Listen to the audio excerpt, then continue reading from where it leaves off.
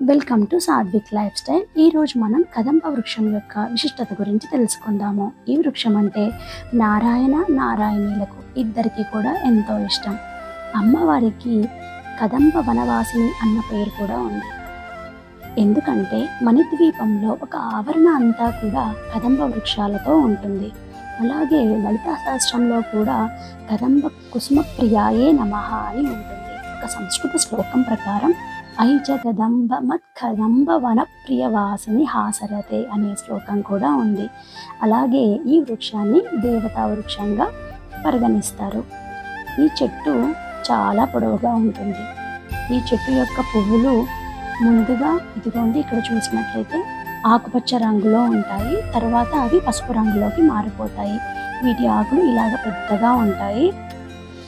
చెట్టు అయితే చాలా పొడుగ్గా ఉంటుంది.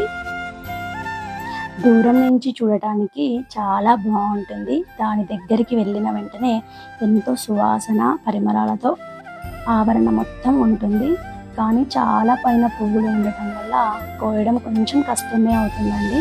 చూసారా, పువ్వులన్నీ ఇచ్చుకున్న పువ్వులన్నీ పైన ఉండిపోయాయి. కాబట్టి మేము ఆ పువ్వులను కోయలేకపోయాము.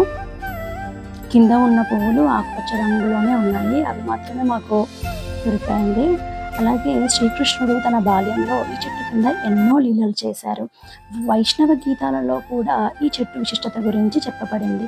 కదంబ కానన కేలి పరాయణ అని చేర్చబడింది. రాధాకృష్ణులు మధురమైన ఈ సువాసన గల చెట్టు కింద కూర్చొని వాళ్ళ బాల్యంలో ఆడుకునేవారు. అందుకే ఇది శ్రీకృష్ణుడికి ఎంతో ఇష్టమైన చెట్టుగా పేరు పొందింది.